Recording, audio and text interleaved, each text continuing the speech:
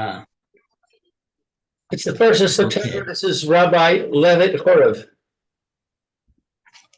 Okay.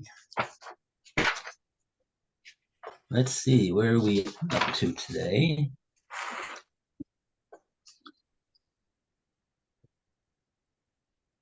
Oh yeah, we talked about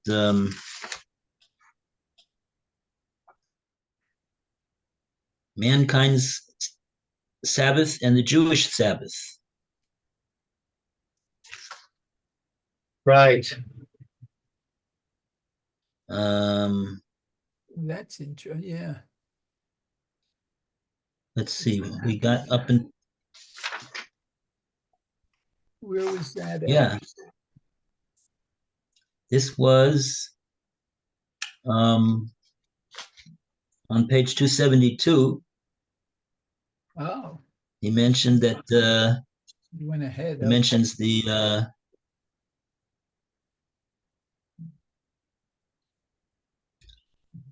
it's based upon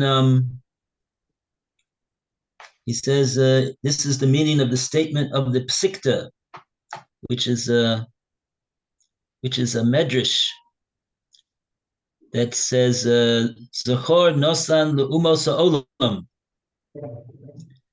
We know that we have Zachor and Shamor. Zachor is Yom HaShabbos L'Kacho, and we have Shamor as Yom HaShabbos L'Kacho. I think they're one is from the Sarasa Dibros that are mentioned in Parshas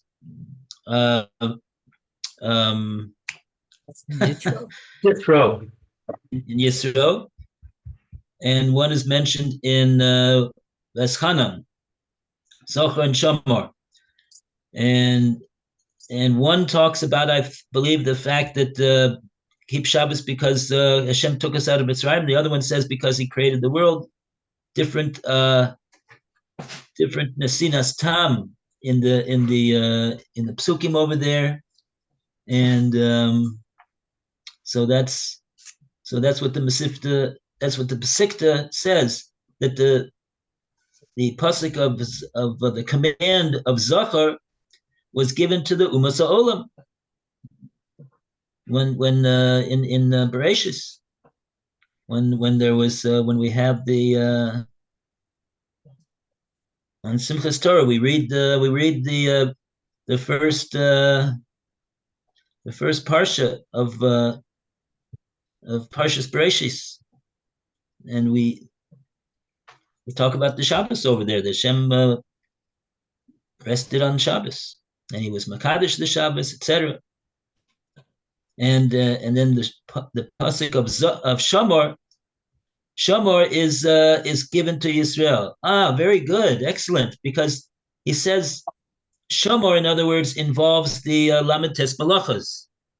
Shamor is mashma, a language of guarding, keeping, and observing. That involves all the halachas that we know of Shabbos. But right, just the general idea of Zachar as Yom HaShabbos, he said above, was he says that involved believing that the world was created by Hashem, and also that Hashem is the not only the creator, but he's the master of the world. So that was the Shabbos, so to speak, that was given to the Umas Ha'olam. That would be part of their mitzvah of believing in Hashem, which is one of the Zion mitzvahs of Sheva mitzvahs b'nei Noach. Okay, so that's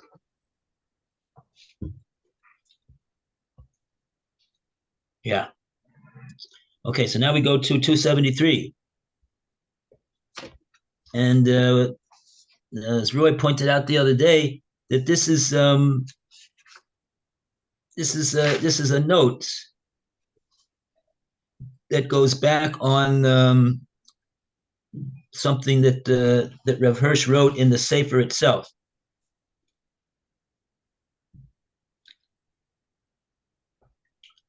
So this is Mishpatim, goes back to chapter 47, paragraph 349.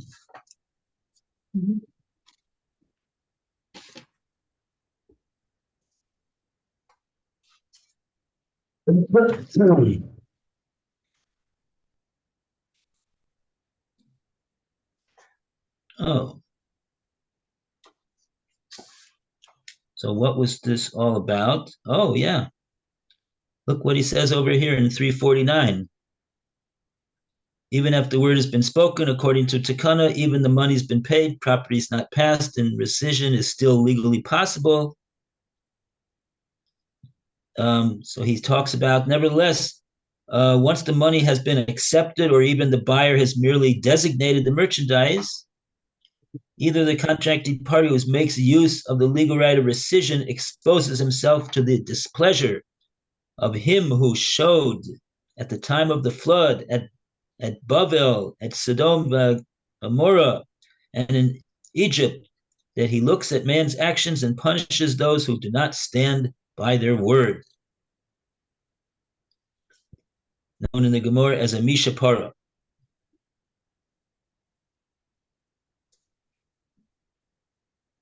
Okay, so he has a note on this over here. He's going to talk about the principle of Mishapara. Okay. Oh, here comes Alan. It always happens whenever I take my mind off the screen and I read something, somebody wants to get in. Okay. Good morning, Alan. Morning. Morning, Alan. Morning. Okay. So, Mayor, would you like to start the this note over here? 268. No, we're at 273, Alan. I made a mistake. Page 273. It's one of the additional notes. Okay. Okay, Mayor, please take it away. Okay. The principle of Mishapara. The principle of Mishapara is an important one in Jewish civil law and is characteristic of it. The locus classicus of the famous legal formula is in the Mishnah, Baba Metzia, chapter 4:2, which reads as follows. If the buyer has drawn fruit into his possession, Mashicha, from the seller, but has not yet paid him money, neither may retract. But if he has paid him money, but has not yet drawn the fruit into his possession from the seller, either may retract. However, the sages have said, Mishapara me'anshei dor hamabul umidor haflaga hu atid lepara mimisha omed bidevoro. He that exacted punishment from the generation of the flood and the generation of the dispersion will exact punishment from him that does not abide by his spoken word. The Baraita in Baba Metzia adds, Me'anshe Sidom v'Amora u'Mitzrayim b'Yam. He who punished the men of Sodom and Gomorrah and the Egyptians at the sea will exact punishment. The doctrine of Mishapara reveals the nature of the whole system of Jewish civil law. It demonstrates its religious ethos, and in particular exemplifies the importance attached by Judaism to the spoken word. The Jewish civil law derives its authority from and is an integral part of that code of living and of believing, which is Judaism. The formula of Mishapara refers to God, who is the supreme judge, on whose behalf the human judges of the Beit Din the Jewish court of law perform their functions. That is why in Hebrew, the language of the Bible, judge is designated by the term Elohim, which is also the name of God, expressing his capacity as a supreme judge. Explaining the biblical sentence, I guess, Kel Nitzav Ba'adat Kel, God standeth in the congregation of judges. And that's from Psalms. Our sages comment that the majesty of God, the heavenly judge, hovers around the Jewish judges as they sit on the bench of the Beit Din, clad in talit and tefillin. The Babylonian Talmud in Shabbat 10a contains a striking statement called Din Shedan Din Emet Lamito Afilu Sha'a Achad Ma'aleh Alav Akatuv Ke'ilu Na'aseh Shotef LaKadosh Baruch Hu B'Ma'aseh Bereshit. Every judge who pronounces a true judgment in accordance with the absolute truth of the Torah becomes a co-partner with God in the creation of the spiritual and moral universe. The conception presupposes a union of oneness of religion, ethics, and law, just as it presupposes a union of oneness of the sacred and the secular. I refer more extensively to this idea in the introduction to this work. Let's see, a corollary of the acknowledgement of the union of religion, law, and life, which in the last resort flows from the acceptance of the unity of God, is the sanctity. Skip a page. 1 second. No. Is the sanctity bestowed upon the spoken word of Judaism. Mot v'hayehem b'yad lashon. Death and life are in the power of the tongue. We are told in Proverbs, and the rabbis add, Abrit Kuruta Zfatim. There's a mystical covenant between God and the organs of speech. One should take care over one's speech, for each spoken word is heard by God. The earthly judge may not always have the power to prevent a party to prevent a party to a contract from withdrawing from it on the excuse that the strict legal forms have not yet been compiled with. But Hamishpat Lekel, who the judgment is God's, there is always the heavenly judge who will not let such unconscionable conduct pass unnoticed. In addition to the earthly courts of law, God is always in the background as an invisible supreme judge. Civil law, it has rightly been said, is concerned only with an ethical minimum imposed by the natural limits of the human administration of law. But the highest judge of the Jewish religious legal system, the great master of equity, is God, Israel's lawgiver. The Jew is therefore enjoined to move lifnim mishurat hadin, inside the line of the law, and thereby strive towards an ethical maximum. As our sages significantly put it, Lo habe Yerushalayim ela al shehamidu dinehem al din Torah v'lo asu lifnim mishurat hadin. Jerusalem was destroyed because its inhabitants considered the strict law only and disregarded the demands of equity. From Baba Metzia.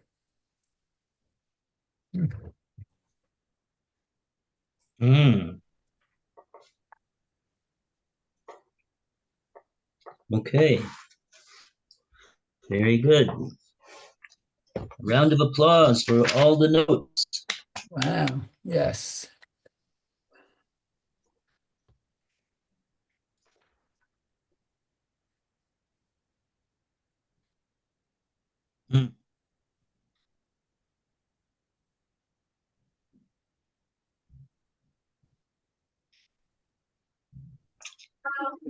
Okay.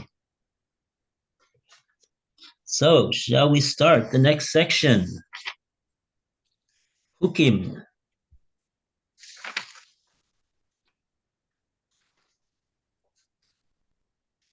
Okay. This is section 56, chapter 56, and we're up to page 279, and we're up to section 396. So we go to Lud to continue the reading. He's not there right now. Oh, there he is. 396. Yeah, if you want to read the pasuk, the psukim. Let's see. Do not destroy anything. Valtash Chis.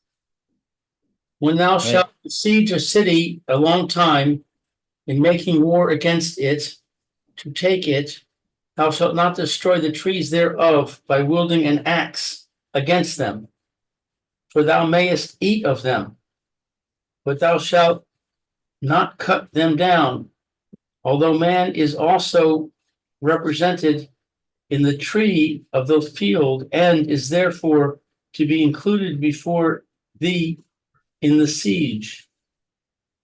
Only the tree of which thou knowest that it is not a tree for food, that thou mayest destroy and cut down, that thou mayest build bulwarks against the city that maketh war with thee until it fall.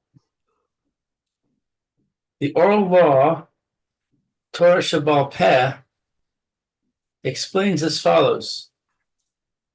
Although you are laying siege to a city and you are thus about to do harm to man and therefore certainly need not respect the property belonging to man's personality more than man himself, nevertheless you may not destroy this property without reason or purpose. If you have to cut down trees, be wise in your choice. Do not cut down fruit trees for the purpose of wood when they have timber trees at your disposal, as the trunk of the former has a higher purpose to fulfill, while the latter is given to you for the purpose of wood. And from this, you should hear the warning from Hashem, do not destroy anything, and apply it to your whole life and to every being which is subordinated to you, from the earth which bears them up, bears them all up to the garments which you have already transformed into your own cover.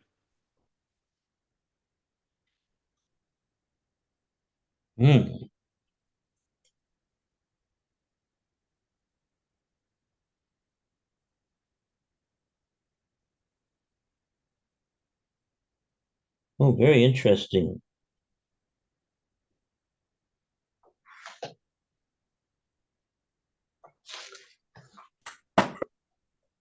He says when you lay siege to a city, you're about to do harm to man himself, the people that you're making the war against. So if you're already endangering the lives of people, what you need to worry about their physical property, not to do anything to the physical property. So he says, yes, you only that which is necessary and which is but otherwise not. So what happens when you have a fruit-bearing tree in a war? Here the pasuk is saying you cannot cut it down. You have to cut down trees. Be wise in your choice. Don't cut down fruit trees because you don't need the fruit right now. You just need the wood. So that's the idea over here of the prohibition of Baal Tashchis. Don't destroy anything unnecessarily. Even in the case, even when you're in a state of war.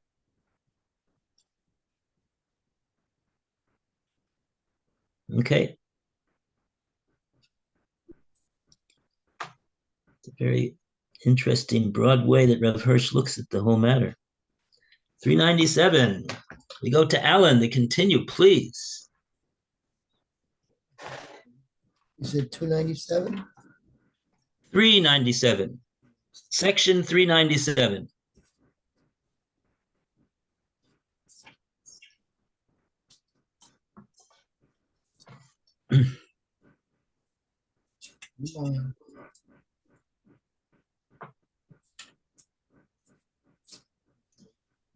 Yay. Do not destroy anything. Is the first and most general call of God, which comes to you, man, when you realize yourself as master of the earth. All around you, you perceive earth and planet and animal. Yea, earth and planet and animal already bearing your imprint from your technical human skill and transformed by your human hand for your human purpose into dwelling place and clothing, food and instruments. And you have taken them as your property. Thus do not stand in the midst of your earthly kingdom, and they are all servants of your might. If you should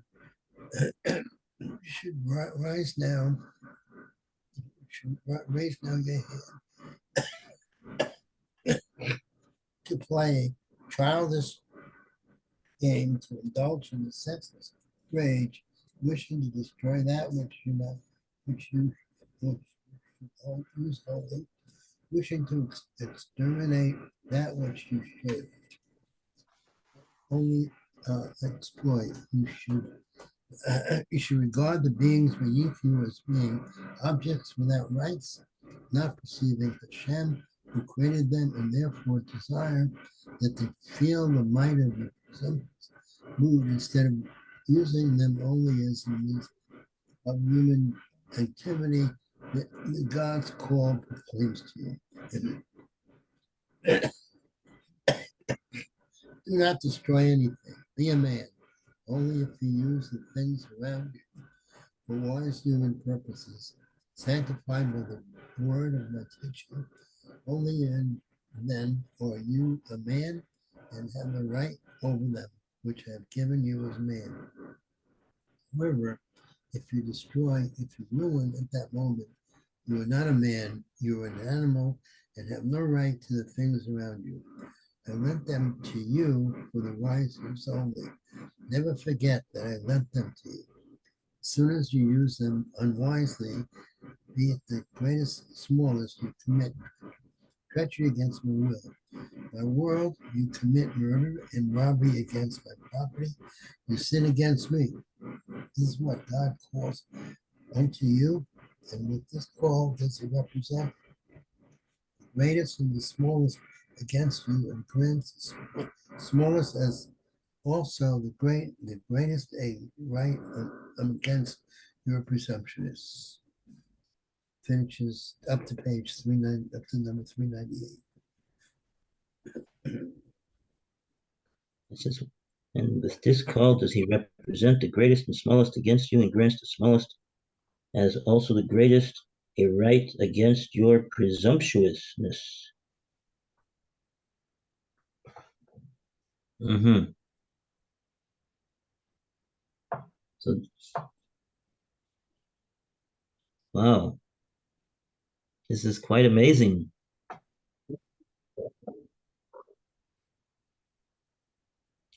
That's the prohibition of not destroying something. So everything that we find in the world is only really on loan to us from Hashem with a condition that it be used in for a reason, that it be used in the way that Hashem intended it to be used, which does to destroy it is misusing that that thing that Hashem created and put in the world.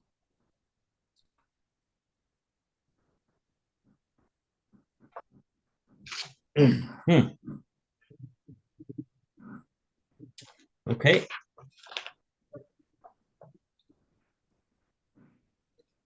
Okay, 398. Back to Mayor. Okay, 398. Therefore, the sages say, he who in his wrath tears his clothes, breaks his vessels to pieces, or scatters his money, should in your eyes be as one who has worshipped idols. For this is the way of passion. Today it says, do this. Tomorrow it says, do that, until it also leads him who has become its slave to idol worship. And in truth, there is no one nearer to idolatry than he who can disregard the fact that things are the creatures and property of God, and who presumes also to have the right, since he has the might, to destroy them according to his presumptuous will. Yes, he is already serving the most powerful idol in his inward self, anger, pride, and above all, his ego, which in its passion regards itself as the master of things. Mm.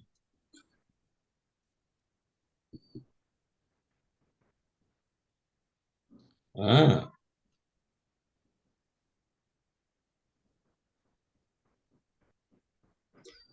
So he's disregarding the creatures and the property of Hashem, and he presumes to have the right to destroy them according to his will.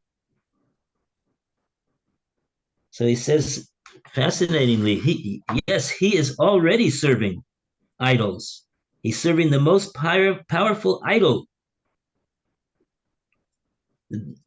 That idol is his inward self, his anger, his pride, and his ego. So which in its passion regards itself as the master of things. Wow. That is quite amazing. In other words, the reason why he's doing what he's doing is because of his anger, because of his pride, because of his ego. That itself, says Rev Hirsch, is already regarded as serving idols. So somebody that breaks his vessels or scatters his money, tears his clothes, he's doing it because of one of these three reasons. Because it's not sensible to do such a thing. It's out of anger, it's out of pride, it's out of ego. So these are the three things that he's serving when he does those things. So he's serving idols. Fascinating. Okay, 399. Back to Lou.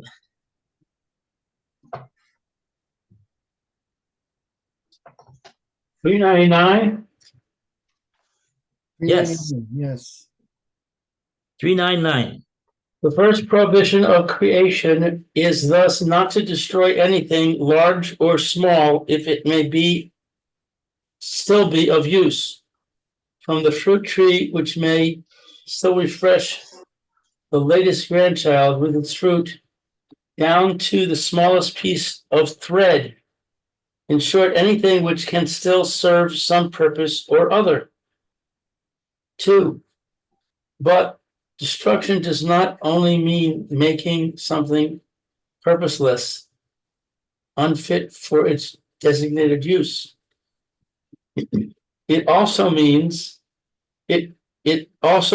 trying to attain a certain aim by making use of more things and more valuable things when fewer and less are valuable ones. I'm sorry, when fewer and less valuable ones would suffice.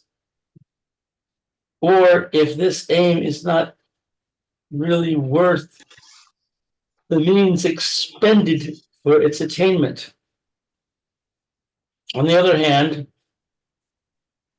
if the destruction is necessary for a higher and more worthy aim, then it ceases to be destruction and itself becomes wise creating. Examples: every single purposeless destruction. Cutting down a fruit tree in order to use its wood for planks when there are enough other trees available. Cutting down a fruit tree merely in order to prettify the garden. Similarly, burning a tool for sake of beer, or kindling something which is still fit for purpose.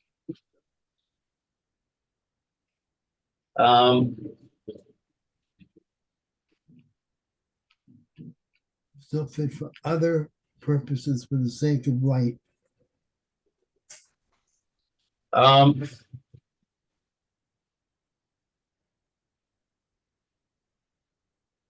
Burning more than is necessary. I'm in 2 here. Cutting down a fruit tree in order to use its wood for planks. Yes, Right. right.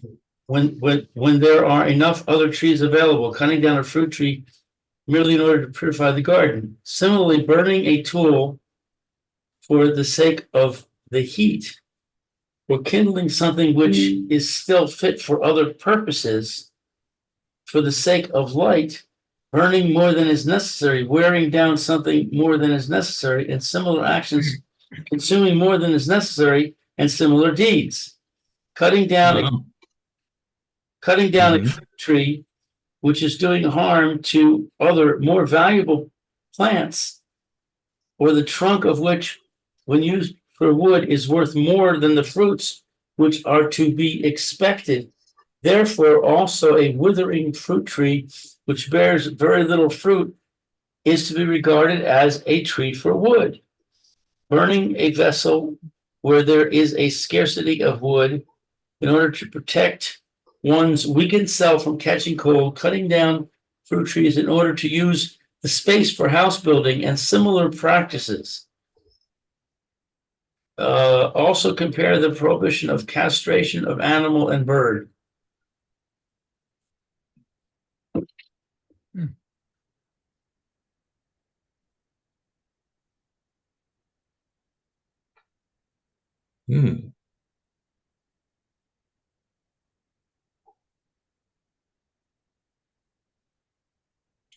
Okay.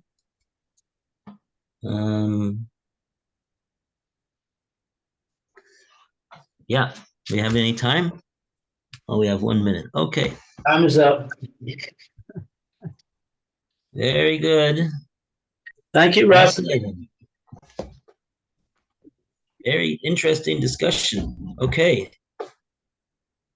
A great day to Mayor, a great week. Bezrat Hashem. Have a great day and a Shavua Tov. Whatto. Pro to everybody. We'll be back. Let's see. So we're going to stop the